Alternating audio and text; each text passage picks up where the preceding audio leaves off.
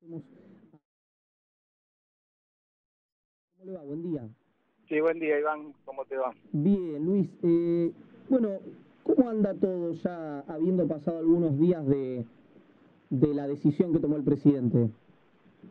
No, mira, te diría, a ver, más allá de la sorpresa ahí momentánea, bien como el primer día. Yo a un colega tuyo le comentaba el otro día que esto es como cuando el director técnico de la selección te convoca para formar parte de la selección, a vos te parece bárbaro, jugás y si algún momento te dice o quedate en el banco o no te necesito, respetás la decisión. Lo importante es lo que dio en la cancha uno. Y en el caso nuestro, después de un año y medio, realmente hemos hecho cosas realmente muy, muy buenas. Y siguiendo con el lenguaje futbolístico, ganamos muchísimos partidos. Y todos, bueno, en defensa de los trabajadores, porque, a ver, los recursos de la superintendencia son recursos de los trabajadores. No son ni de los dirigentes sindicales, pero tampoco son Del Estado, del gobierno, claro. tampoco son del Estado. Entonces, eso es lo que me parece rescatable de todos estos 15 meses de gestión. Se respetó la ley, después de muchos años que no, por las razones que fueran, no se habían cumplido. Entonces, esa es un poco la mayor conclusión, ¿no? La más importante. Ahora, Luis, lo que uno no puede, perdón, y quiero, ahora que uno trata de cuando un funcionario, por el carácter de periodista que tiene una buena gestión, no lo destaca, porque en teoría la tarea nuestra está más bien vinculada a la crítica, Por eh, supuesto, sí. pero ya que ahora Servino es exfuncionario, uno puede reconocer que la tarea que hizo fue muy destacada al frente de la Superintendencia de Servicios de Salud, fundamentalmente con lo que se conoce como el dinero de las obras sociales, que es técnicamente llamado el Fondo Solidario de Redistribución, que es un fondo anticíclico para cuestiones de alta complejidad, como se le llama, para resumirlo muy vagamente. Ahora, lo que es imposible de soslayar, Luis, es que aún habiendo hecho esa tarea dentro de la Superintendencia de Servicios de Salud, el presidente lo echa a usted después de la marcha de la CGT. ¿Qué explicación se le puede encontrar a esto? Bueno, mira, desde que a mí me nombraron, sobre todo, bueno, creo que habré dado 30, 40 entrevistas a todos los medios, lo más importante, el más chico de acá o de donde a vos se te ocurra, un poco explicando el tema. No es que yo me quiero separar de la dirigencia sindical, yo no tengo nada que ver con la dirigencia sindical, yo soy técnico, pero bueno, mi función de técnico, trabajé antes de ser superintendente, 15 años como director de obras sanitarias, donde el responsable del área sindical es Lingeri. Por supuesto que lo conozco, como vos conocerás seguramente a quien es el director de la radio. Sí, claro, por supuesto. De la misma manera trabajé para el área de real estate, para Swiss Medical durante otros 12 o 13 años. Obviamente conozco a los dueños, con lo cual después creé el Instituto de Investigaciones Sanitarias de la Seguridad Social, un proyecto, un megaproyecto donde todos los candidatos pasaron a ver nuestras propuestas. Los candidatos, me refiero a presidente, mucho antes de que se supiera cuál es el resultado de las elecciones. Y trabajé con Lemus, el ministro de Salud, años antes de llegar al poder. Él fue el que me convoca para invitarme a hacerme cargo de la superintendencia. Obviamente, ¿por qué me convoca? Me convoca porque era una persona que tengo diálogo con todos los sectores de salud. Ahora, Y Luis, sí, sí. yo suscribo esto, nosotros tenemos un amigo en común que da fe de esto, entonces yo lo quiero hacer extensivo a los oyentes. Ahora, si yo lo sé, si lo sabe esta persona en común, si lo sabe usted, si lo sabe Lemus, ¿por qué el presidente entonces lo echa luego de la marcha de la CGT? Bueno, a ver, yo creo que, a ver, dos cosas. Primero, por ahí habría que tratar de buscar, tener una llegada para que alguien, o él o alguien más cercano, lo pueda contestar. Pero yo lo que puedo por ahí ensayar es alguna especie de posibilidad que tenga que ver con que no todo el grupo, digamos, que acompaña al presidente por ahí es homogéneo con respecto a la visión que tiene de la superintendencia y qué hacer o qué hacer en el futuro, ¿no es cierto? Entonces ahí puede haber una de las razones. también pasó lo mismo con otros funcionarios que hicieron gestiones buenas, el caso de la aerolínea con Isela, el caso del propio ministro de Economía, Prat Gay, el caso del presidente del Banco Nación. Bueno, por ahí no todo el mundo dentro del sector que rodea al presidente piensa lo mismo, pero a ver, en la gestión que yo estuve a cargo, firmó un DNU que nosotros tratamos y firmó 2 decretos. O sea que coincidió te diría, con toda la política que estamos hablando. Y Luis, el acuerdo este que se había hecho vinculado al plan de salud, donde se le iba a devolver a los afiliados esos, creo que eran 15.000 millones a través del Bonar 2020, los 2.700 que habían sido inicialmente, y ahora estaban discutiendo otros 8.000 millones. No, discutiendo no, eso, a ver, en el DNU, en el 908 del 2016, se recuperan todos los fondos. Sí. Están todos, a ver, en la letra de ese DNU. Son 13.000 los que se fueron hacia bonos, que se van a recuperar en el 2020, que los intereses pasan todos los años al fondo. Hay 8.000, a ver, que eso también ya medio cayó en el olvido, pero me parece que es importante rescatarlo, que eso a partir de toda una negociación entre la superintendencia, jefatura de gabinete y la dirigencia, de esos 30.000 que había, 8.000 se destinaron al financiamiento de la estrategia de cobertura universal de salud, es decir, no para el segmento que tiene cobertura, sino para los grupos más carenciados. ¿Y eso se va a mantener? Pero es que eso ya está en el DNU. Hace 20 días, antes de dejar la función, firmamos con el presidente del Banco Nación y el ministro de Salud, los 3 firmamos el fideicomiso que asegura... Eso es DNU, no tiene carácter de ley, es DNU. No, pero es DNU, pero ya está, sí, ya está aprobado por el Congreso igual. Y además, ¿qué más puede querer el gobierno que tener esos 8.000 millones que no son para el segmento de obras sociales, son para el segmento de los grupos más vulnerables? Y se firmó el fideicomiso, te digo, hace 15 días, porque lo administra el Banco Nación, para darle transparencia, para darle continuidad y un destino cierto a los recursos. Claro, Luis, entonces la pregunta es, te dijeron, Luis, te tenés que ir porque... No, como consecuencia de los efectos del paro, más del paro de la movilización.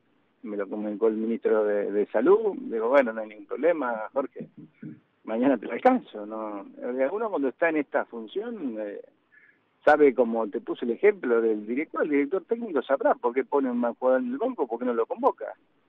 Y hay que preguntarle al director técnico, ¿entendés? El jugador te puede... Lo importante, yo como jugador lo que te puedo decir es que trabajé como técnico durante todos estos 15 meses. Y me dediqué a hacer realmente responsablemente el trabajo. Luis, ¿qué tal? Te saluda Guido Stochi. Cuando uno ve que una gestión queda inconclusa, si te pregunto, ¿qué quedó en el tintero? ¿Qué es lo que vos tenías proyectado que no terminó saliendo? Y te pregunto si vos crees que van a mantener los lineamientos que ustedes en algún momento planearon. Mira, a ver, estamos en la mitad del río. Hay un montón de cosas que se pudieron hacer, algunas revolucionarias, como por ejemplo, a ver, el financiamiento de la discapacidad, es uno de los grupos más vulnerables de la Argentina. Antes había problemas con el financiamiento, sacamos un decreto que firmó el presidente que se llama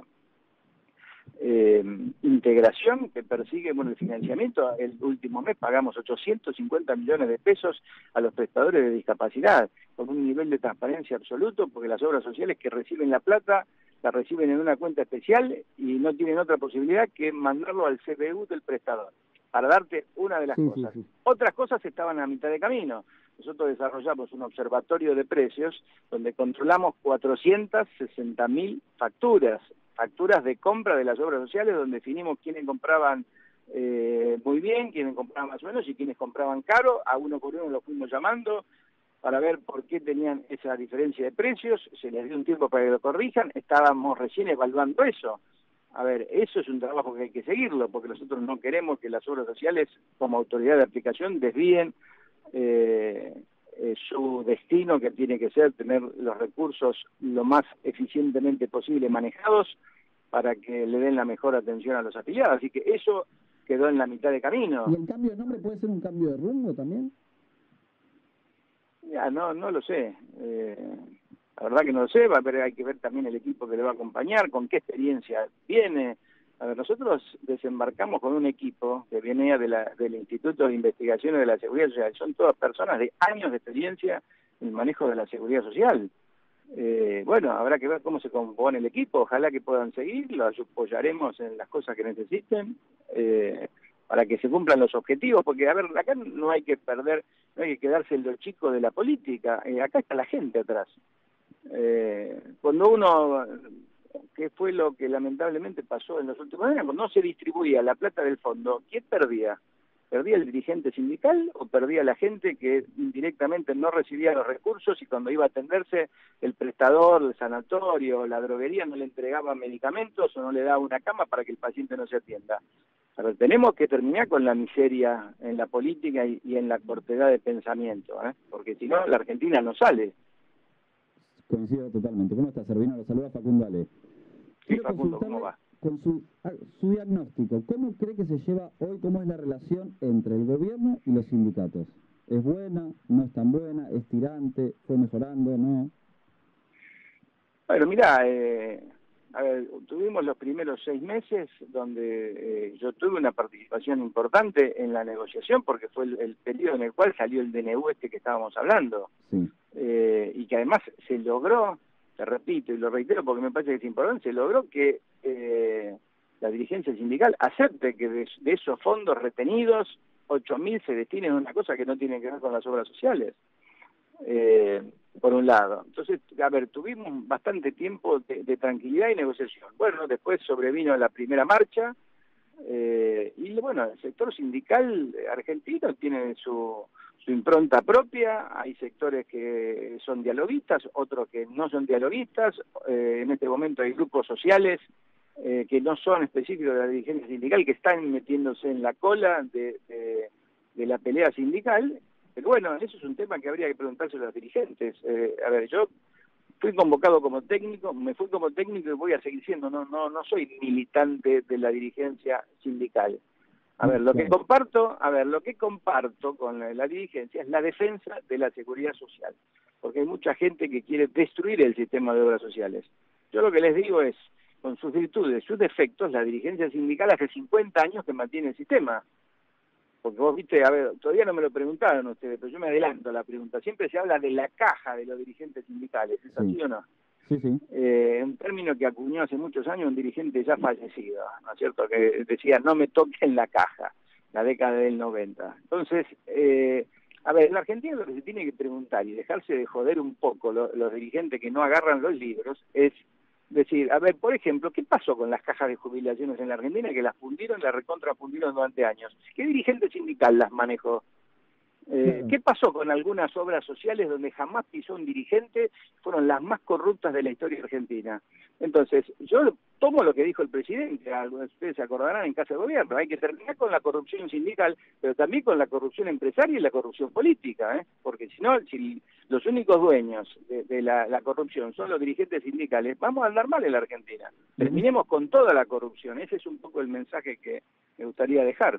Y en ese contexto, Servino, le quiero consultar por las intervenciones que hizo el gobierno nacional en algunos sindicatos. Incluso la última semana trascendió la posibilidad de que pasara lo mismo con el gremio del INSER y con obras sanitarias, algo que obviamente no está confirmado. ¿Qué opina de las intervenciones en los sindicatos? A ver, siempre y cuando se hagan a derecho, ajustadas a derecho, me parece bien. Si hay alguna causa por la cual deba ser intervenido un sindicato o una obra social, bueno, a ver, los más comunes ya ustedes lo saben, el tema del SOMO con el dirigente sindical con prisión, bueno, está en la justicia eso. Nosotros no nos vamos a oponer. A ver, si el gobierno pensaba que yo me iba a oponer a una medida, está realmente equivocado. A ver, no, me parece un absurdo. Si hay una causa para que se investigue, se debe investigar. Luis, a ver, se armó, pero perdóname que tenga una aclaración vinculada a eso. Se armó el otro día una polémica con respecto a los bienes de los dirigentes o los bienes de la gente que está en las obras sociales. Todos los presidentes y todo el directorio, todas las obras sociales tienen declaración de bienes que están en sobre cerrado en los expedientes de cada una de las obras sociales. O sea que cualquier juez lo puede pedir, no son públicas. El tema es, bueno, si quieren que sean públicas habrá que hacer un proyecto de ley o de decreto para hacerlas públicas, pero están todas. Claro. Y cualquier juez las puede pedir. Claro. Decía Luis, usted dice que hay gente que quiere, lo decía al pasar en la respuesta anterior, terminar con la seguridad social, con el sistema de seguridad social. ¿A quién se refiere o a qué se refiere? No, bueno, a ver, no es una persona física especial. Está la idea en muchos sectores. Esto ya viene de la década del 90, con, digamos, improntas importantes, inclusive en su momento con algunas letras que daba o que dictaba el Banco Mundial, digamos, en ese momento para generar reconversión del sistema, etcétera.